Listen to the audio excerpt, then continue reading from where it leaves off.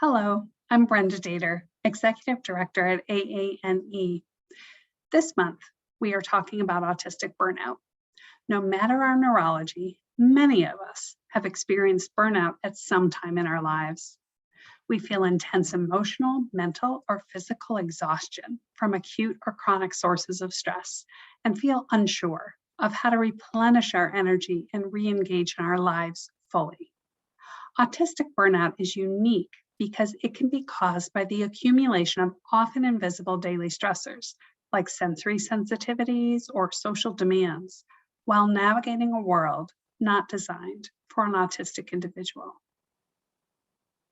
One of the largest contributors to autistic burnout is masking, feeling like one needs to pretend to be someone they aren't to fit in. Having to deal with change or uncertainty also increases anxiety and symptoms of burnout.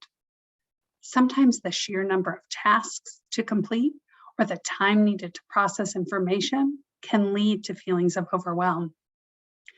Experiencing all of these things over time can drain an autistic individual of their energy and reserves, resulting in a deep exhaustion that can require a significant period of recovery. Years ago, I was in a workshop where the presenter asked us to turn to the person next to us and have a short conversation. There was only one stipulation.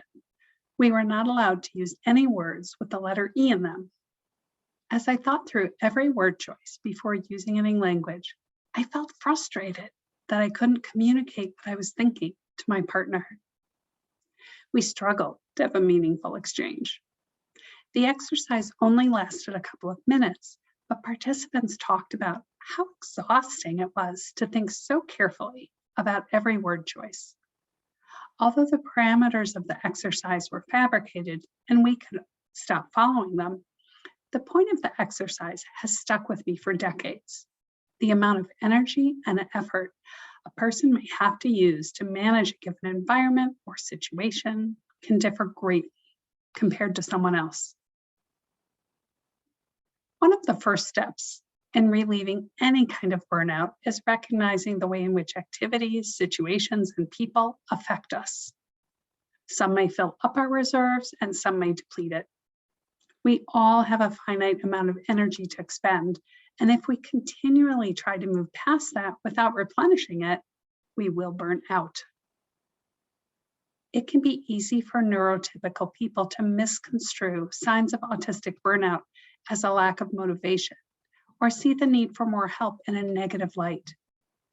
One very common question I heard when consulting to schools or working with family members was, they were able to do this yesterday, why can't they do it today? When referring to the autistic child. The activities, people, and environments one is exposed to impacts how much energy they have to deal with their responsibilities.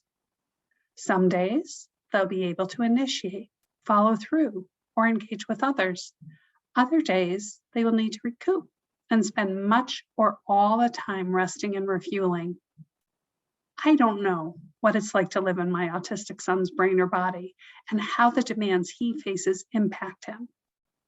Through the years, though, I have learned to trust and believe him when he says he needs a break.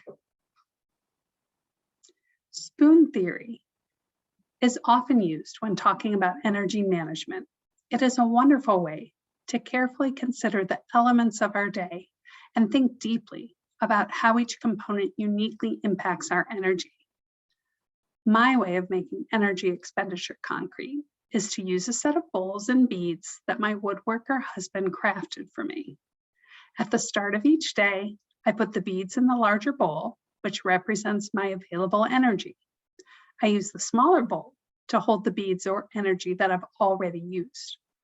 Throughout the day, I move beads between the bowls to help me see how much energy I've used and how much I have available to deal with what I have to do.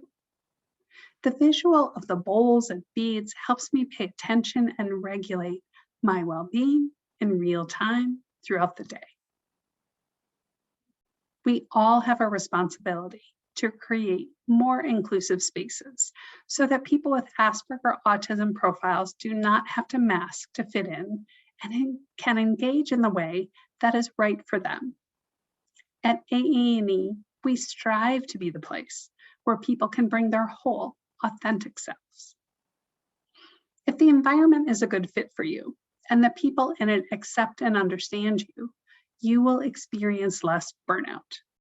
If the environment, activities, or people you spend your time with cause you stress, it may be time to set boundaries and limits to minimize time spent in challenging situations. It's been a tough time for so many in our community, but even in those challenging moments, I hope you can find the things that restore your energy and make time for what matters most to you.